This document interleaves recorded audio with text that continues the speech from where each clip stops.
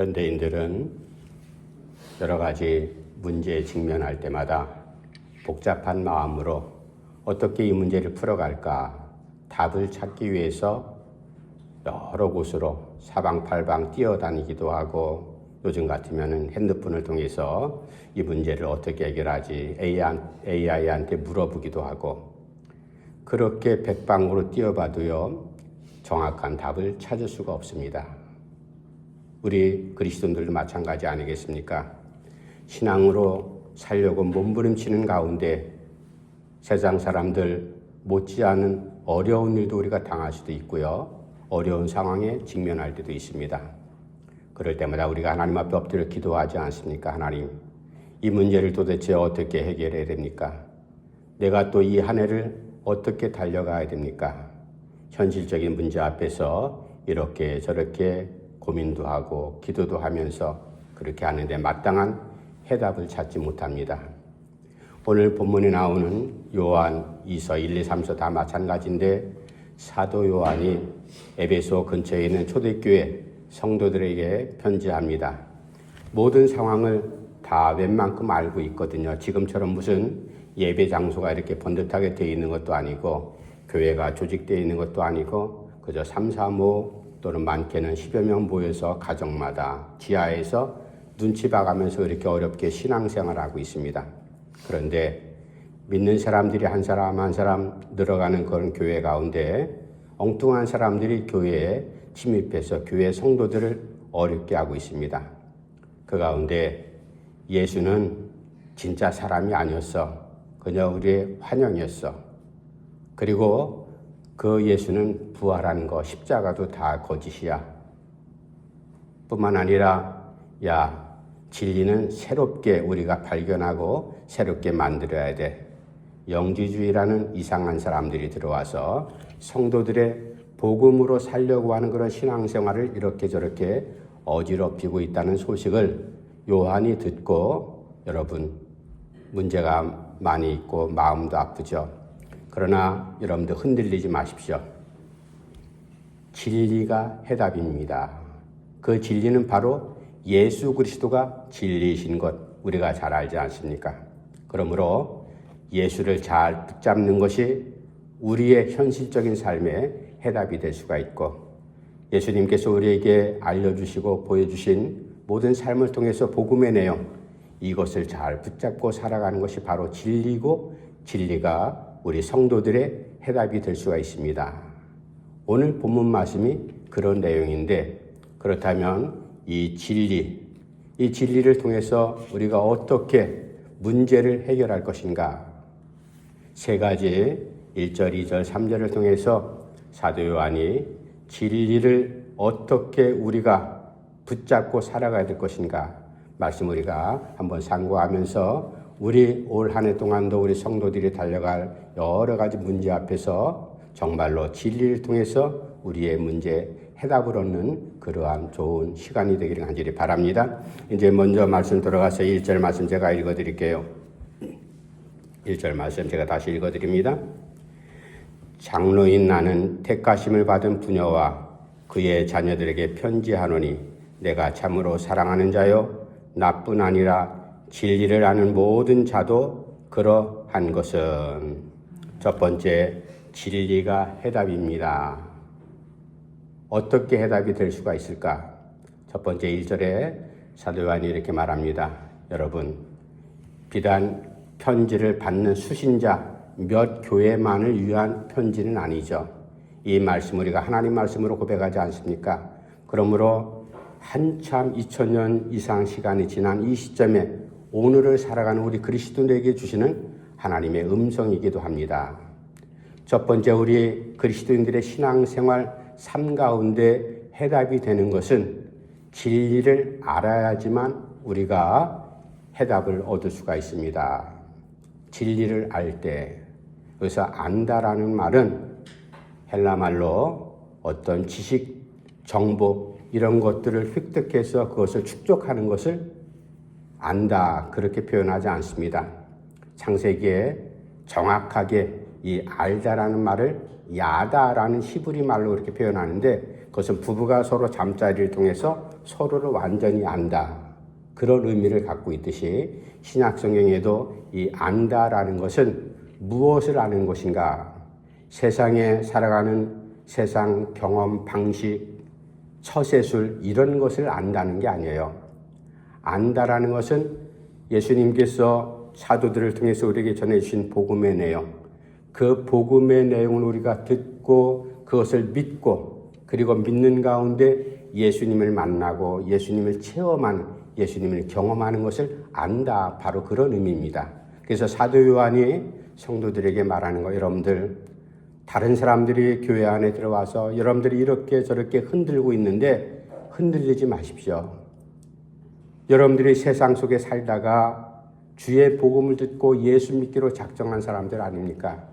그러므로 지금부터 여러분들의 삶이 이렇게 저렇게 신앙생활 하는데 어려운 일들이 많이 생길 겁니다. 그래도 흔들리지 마십시오. 마음을 놓지 마십시오. 오직 우리에게 생명의 주인 되시는 예수 그리스도, 그분이 우리의 진리입니다. 이 진리 되시는 예수님을 여러분들이 알아야 됩니다. 그럼 이미 주님께서 승천하셨는데 초대교회 성도들 어떤 방법으로 예수님 만날 것인가?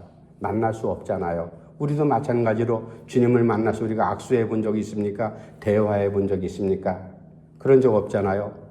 그럼에도 불구하고 우리가 예수님을 믿는 것은 말씀을 통해서 우리가 예수님을 나의 구주로 고백하는 신앙 고백, 그것은 성경 전체를 통해서 성령의 감동으로 말미암아 우리 가운데 예수가 나의 구주십니다 라는 그런 믿음, 그것을 하나님께서 주셨기 때문에 그 믿음을 따라서 우리가 신앙생활하는 것 아니겠어요?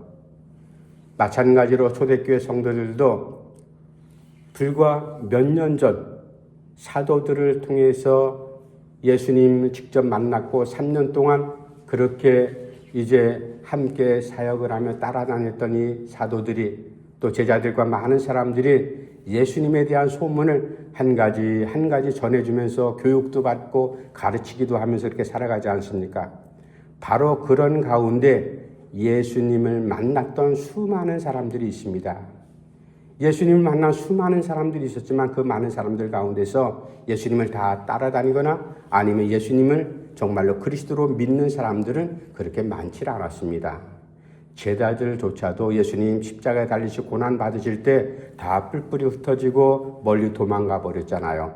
그러나 예수님 부활하시고 난 다음에 그때부터 부활하신 예수님을 만나는 그 순간, 정말로 하나님 살아계시구나, 이분이 정말로 예수 그리스도가 맞구나 라는 믿음의 역사가 일어날 때 성령이 그때 오순절 사건을 통해서 완전히 사람들의 마음을 뒤바꿔 놓죠. 그래서 완전히 변하지 않는 그런 확신 가운데 순교하는 그러한 죽을 각오를 갖고 복음을 전했던 사도들의 발걸음 우리가 잘 알고 있습니다. 그 성령의 역사하심은 상황과 처지와 사람들은 조금 다른다 할지라도 예수 믿게 하는 역사하심은 같은 동일한 거거든요. 초대교회 성도들도 바로 그러한 복음의 내용을 듣고 예수라는 분이 그런 분이었구나. 예수님의 말씀이 이런 내용이었고 우리가 예수님을 믿는 사람들은 어떻게 살아야 될 것인가. 단편적으로 전해줬던 한마디 한마디 복음의 내용을 듣고 마음의 감동도 받고 그래서 그 힘을 얻고 하나님 앞에 기도하는 모습, 이제 초대교회의 모습 아니었겠어요? 그럴 때 사도 요한이 말합니다. 여러분, 진리를 알면은 여러분들 인생에 살아가는 삶에 대한 해답입니다. 정답입니다. 바로 그 말이거든요. 탤런트들이 많이 있죠. 오래된 옛날 탤런트 가운데 최선자라는 탤런트 여러분들 아실 겁니다. 그분이 사극에 나오는데 무당 역할을 많이 했던 분이에요. 지금은 물론 변화돼서 예수 믿는 권사님이 됐고 많은 교회 다니면서 그렇게 간증도 하죠. 벌써 오래전에 그의 남편이 함께 교회 가자 해도 교회를 욕하고 핍박하고 멀리했던 그런 남편이 돈을 제법 많이 벌었습니다.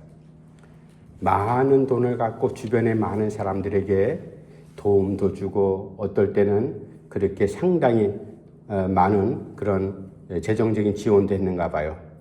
그런데 그 최선자 그 양반 남편이 폐암에 걸려서 결국은 중환자실에 눕게 됐습니다. 뭐 돈이 있으니까 백방으로 뭐 명약이란 명약, 용하는 요원들을 안 찾아다녔겠어요. 그래도 나을 수가 없었어요. 결국 이제 중환자실에 그렇게 오늘 내일 하고 위경 가운데 있을 때 이 남편의 고백 그리고 최선자 권사의 고백이 있듯이 그동안 도움을 줬던 가까이 있던 사람들 한두 사람이 다 멀리 떨어져 나가는 것. 그 세상 이치가 그런 겁니다. 아프고 병들고 돈이 없어지면요 가까이 있던 사람들 다 떠나가 버립니다. 그런데 그 당시에 예능교회 목사님하고 전도사님이 그 중환자실에 신방으로 왔어요. 한 번도 난생 처음 초면이거든요. 그분들이 와갖고 이제 이 최 권사님의 남편 되는 이분을 위로하고 기도해 줍니다. 그런데 다 상담 얘기가 끝난 다음에 목사님께서 남편한테 이렇게 말하더랍니다. 선생님, 우리가 선생님을 위해서 금식할 겁니다. 금식한다는 말은 가끔 들은 얘기로 음식 먹지 않는다는 얘기인데 금식하면서 기도하겠다는 얘기예요. 남편이 그 순간 그 말을 들으면서 갑자기 뭔가 마음에 울컥 하는 거예요. 하나님의 감동하심이죠. 그때 예수 믿기로 그 자리에서 결심을 합니다. 나중에 자기 아내를 만나서 그 양반들 내가 차 한 잔 대접한 적도 없는 사람들인데 생면부지인 사람 병석에 누워있는 나를 위해서 찾아와서 위로해주고 그리고 나를 위해서 금식 기도를 한다니 마음이 너무너무나 고마운 겁니다. 결국은 병석에 있다가 돌아가시긴 했지만 예수를 영접하고 나서 최선자 씨가 그때는 권사님이 아니었죠. 그러고 나서 가정에 무언가 변화가 일어나기 시작을 했습니다. 하나님의 놀라운 역사입니다. 바로 그 병석에서 목사님을 통해서 그 단 한마디, 당신을 위해서 금식기도 할 겁니다 라고 했던 그 한마디가 그에게 복음이 되었고 그것이 바로 예수 믿는 계기가 되었고 예수님을 만나고 경험하는 그런 사건이 되었다 이 말입니다. 그 남편이 누군가 하면은 우리 젊은 사람들은 모르죠. 옛날 어른들은 다 압니다. 옛날 문화방송 라디오에 전설 따라 삼천리라는 20년간 그렇게 진행됐던 프로가 있어요. 그 작가예요, 바로. 그러니까 돈이 얼마나 많았겠어요. 그러나 중요한 것은 세상적인 모든 외적인 조건이 중요한 것이 아니라 예수님을 체험하고 경험했다는 것. 이게 바로 예수님 진리를 알았다는 얘기입니다. 오늘 본문 말씀을 통해서 사도 요한이 초대교회 성도들에게 이렇게 권면합니다. 여러분들 처지가 어려운 것 내가 왜 모릅니까? 다 압니다. 흔들리지 마십시오. 우리가 정답, 해답을 찾는 것은 진리를 알 때 예수님을 진리인 줄 우리가 믿고 그 예수님을 경험할 때 그것이 바로 여러분들의 해답이 됩니다. 두 번째, 2절 넘어가서 이제 사도 요한이 계속해서 진리가 해답이다. 무엇이 어떻게 할 때 해답이 될 수가 있을까? 2절 말씀도 제가 다시 한번 읽어드립니다. 우리 안에 거하여 영원히 우리와 함께할 진리로 말미암음이로다. 아멘. 두 번째, 진리가 내 안에 거할 때 바로 우리의 여러 가지 문제 해답입니다. 진리는 예수님이라고 그랬죠. 예수님께서 내주신 모든 복음의 내용, 이 복음의 내용이 우리 안에 거할 때 주인 되시는 나의 생명의 주인 되시는 예수님께서 내 안에 거할 때, 거한다라는 것은 뭐 방문객이 잠깐 찾아와서 몇 시간 있다가 오는 또는 가까운 사람이 우리 집에 며칠간 체류하는 그 정도가 아니에요. 이 거한다는 것은 원어적인 의미로 영원히 함께한다. 바로 그런 의미를 담고 있습니다. 또 다른 말로 하면 내 삶의, 내 인생의 주인이 되신다. 바로 그런 뜻과 함께 사도 요한이 말합니다. 바로 우리의 생명이 되시고 우리에게 모든 삶에 대한 문제를 해결해 주시는 바로 예수 그리스도, 그분께서 여러분들 안에 거하실 때 바로 그 진리가 여러분들에게 해답이 됩니다. 라고 그렇게 전해주고 있습니다. 해답 되시는 예수님, 나의 삶의 주인이 되시는, 내 삶의 중심이 되시는 바로 그 예수님. 우리가 다른 것, 내 안에 복잡한 것들, 내 안에 얼마나 많이 사람들이 하루에도 여러분들 스마트폰 계속 보고 또 정보를 통해서 여러 가지 사건들을 접하지 않아요? 불필요한 것들을 내 머릿속에, 내 마음속에 담아둔들, 그것이 나에게 그렇게 큰 효험이 되지 못합니다. 오히려 복잡하고 나를 혼란시키는 그러한 결과만 초래할 뿐이죠. 물론 그 안에는 이제 내가 담아둬야 될 것, 새겨둬야 될 것, 교훈 삼아야 될 그런 일들도 있겠죠. 그러나 가장 중요한 것은 그것이 나의 생명과 직결되지 않습니다. 그리스도인들, 초대교회 성도들이 정말로 새로운 각오로 예수를 만났고 예수를 믿고 삶이 이제 변화되는 가운데 내가 예전처럼 살아서는 안 되겠다. 새로운 결심 가운데 그렇게 몸부림치는 교인들에게 여러분들 흔들리지 마십시오. 계속해서 반복하는 내용이 그거거든요. 이 요한 1, 2, 3서 내용이 뭔가 하면 진리를 벗어나지 마십시오. 그리고 어떠한 상황이 돼도 하나님을 사랑하고 이웃을 사랑하십시오. 그리고 주변의 엉뚱한 것들에 흔들리지 마십시오. 이 세 가지가 요한 1, 2, 3서의 주 내용이거든요. 두 번째 진리가 해답인 것은 진리 되시는 바로 그 예수께서 여러분들의 삶의 주인이 되도록 모시고 그렇게 살아가십시오.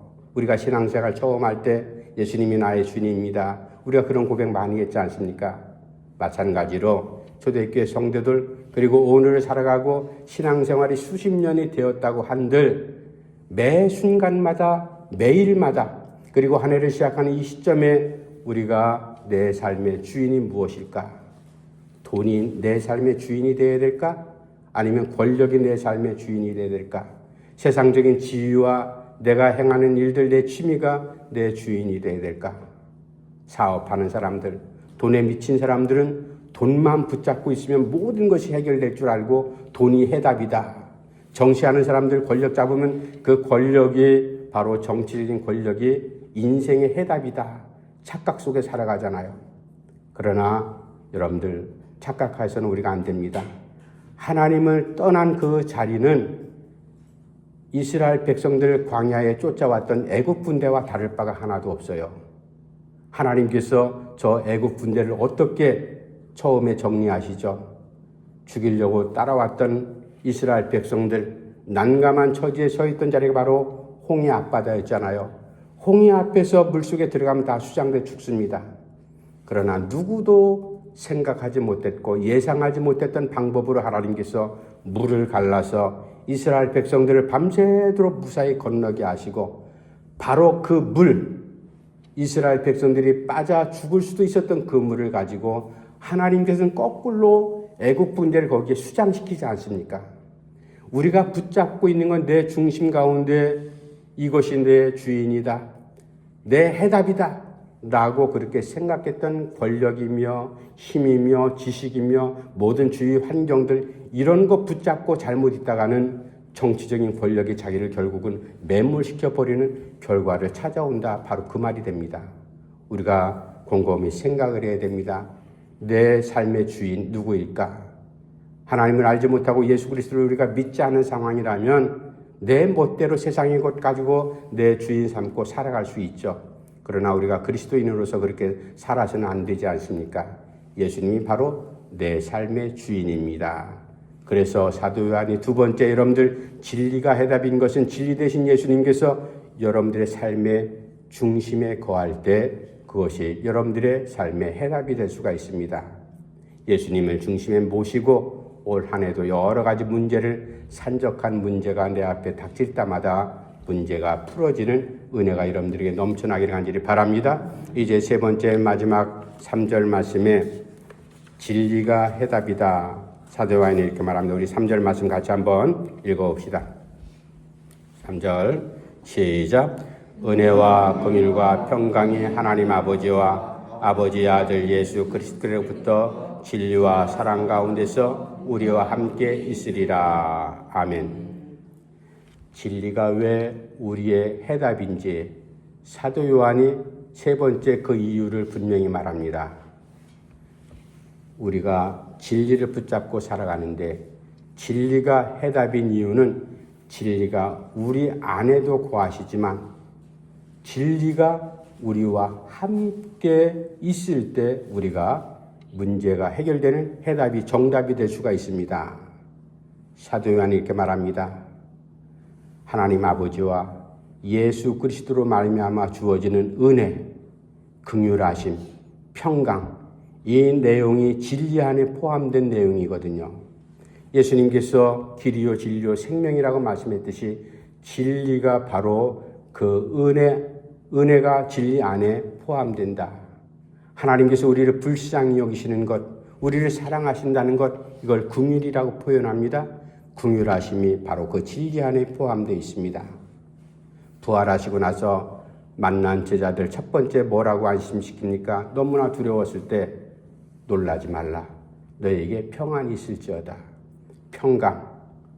정말로 죄로 말미암아 이 땅에 아담 이후로 살아가는 모든 사람들의 삶에 평안한 날이 별로 없었어요. 늘 항상 불안한 가운데 지지고 볶고 우리 어른들 하신 말씀대로 지지고 볶고 살아가는 삶의 현장이 사람들의 부족한 삶의 현장 아니었겠습니까? 잘 살아야 된다. 하나님께서 가나안 땅에 그렇게 데려다 놓았건만 잘 살기는커녕 자기 소견에 오른 대로 제 멋대로 사서 삶이 파탄나지 않습니까? 이게 사람들의 삶이에요.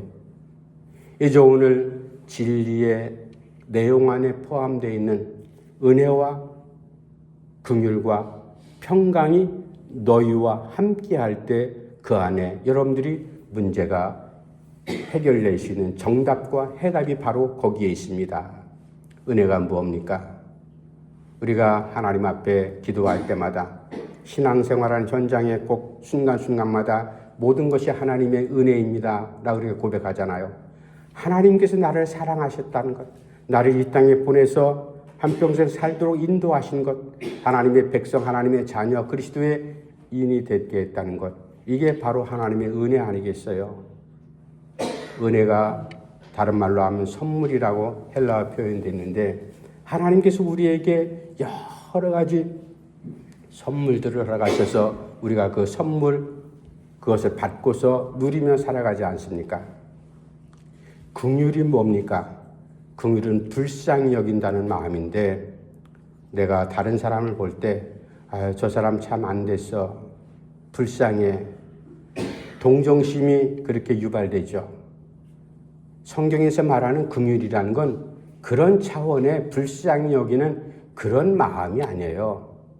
그것을 뛰어넘어서 저 사람의 안 된 처지, 불쌍한 처지를 내가 끌어당겨갖고 나도 함께 그 마음을 같이 나누는 것. 그래서 우리가 옛날 고사성어 중에 단장이라는 그런 말 여러분들 아시죠? 장이 끊어진다. 부모가 자식을 키우면서 자식이 고통스러운 자리에 있으면요, 부모의 마음이 애간장이 어떻게 해야 된다고요? 애간장이 끊어진다. 바로 그런 마음. 예수님께서 공생의 사역을 하시면서 많은 사람들을 만나시면서 불쌍히 여기셨다. 그리고 우신 적도 있고요. 불쌍히 여기셨다는 말이 바로 그 말이에요. 저 사람들의 불쌍한 처지, 내가 그 아픔을 내가 함께 나눈다. 이게 바로 긍휼함이거든요. 그게 우리가 해답인 진리 안에 포함되어 있는 중요한 하나님의 마음, 그리스도의 마음입니다. 이런 마음을 품고 살아갈 때 긍휼한 마음이 우리 안에 있으면요, 다른 사람들을 대할 때 사무적으로 대하거나 계산적으로 대하거나 그렇게 대하지 않습니다. 저 사람이 말하는 것, 내가 충고하고 조언하는 것, 그런 것 뒤로 하고 잘 경청합니다. 듣습니다. 상대방 마음을 헤아립니다. 이게 바로 긍휼히 여기는 마음이죠. 그리고 마지막 평강. 사람들 만났을 때 만나자마자 저 사람은 나의 경쟁자야, 나의 적이야, 그렇게 딱 편을 갈라놓고 모든 것을 그 상황 속에서 대하는 사람들이 있어요. 물론 공부하는 학생들끼리는 서로 반환이 있는 학생들이 다 자기 경쟁자지만, 그러나 선의의 경쟁이라는 말이 있잖아요. 우리가 모든 삶의 도식을 나의 대적, 그리고 나와 싸울 사람, 그렇게 그런 마음으로 살아가면요, 그 안에 평화가 이루어질 수가 없습니다. 하나님 주시는 평화는요, 세상 사람들이 만들어내는 인위적인 그리고 쇼하는 그런 평화하고는 다른 겁니다. 진심으로 내 것 없이 초대교회 성도들의 모습이 바로 평강, 그 안에 평화로운 모습이 넘쳐났잖아요. 우리의 삶이 올 한 해도 살아가면서 은혜와 긍휼과 평강이 넘쳐나는 가운데, 그런 것을 우리가 크게 무슨 자선사업가라든지 아니면 훌륭한 그런 선배들처럼 그렇게 행동은 못한다 할지라도 조그만 것이라도 하나씩 내가 정말로 하나님의 은혜를 내가 먼저 받고 그 은혜를 누군가에게 전달해 줄 수 있을까? 그리고 내가 긍휼히 불쌍히 여기는 마음, 나한테 있었던 피상적이고 체면 거칠애적인 그러한 긍휼하는 마음, 내가 저 사람과 조금이라도 마음을 나눌 수 있을까? 어떻게 하면 저 사람과 평안을 만들 수 있을까? 피스메이커가 될 수가 있을까? 이러한 것을 생각하며 살아가는 것, 그것이 진리와 함께 살아간다. 그럴 때 여러분들의 인생의 해답입니다. 라고 이제 사도 요한이 힘주어서 혼란스러운 가운데 있는 초대교회 성도들을 위로하면서 권면하는 내용이 바로 오늘 본문 말씀입니다. 말씀을 다시 한번 정리합시다. 진리가 해답입니다. 어떻게 할 때? 진리를 알 때. 두 번째는 주인 되시는 진리, 예수님께서 내 안에 거하실 때. 그리고 마지막으로는 진리와 함께 할 때. 그것이 우리의 해답이다. 기도합시다. 하나님 아버지, 은혜를 감사하며 드립니다. 부족한 저희들 무엇이간데 주님 사랑하셔서 믿음의 자리에 세우실 뿐만 아니라 연약하고 부족한 저희들 쓰러지고 넘어질 때마다 우리를 다시 불러 일으키심은 진리 되신 주님께서 우리 안에 거하시고 나와 함께 동행하시고 나로 하여금 그 예수님, 진리 되신 예수님을 체험하게 하시는 은혜를 주셨기 때문에 우리가 흔들리지 않습니다.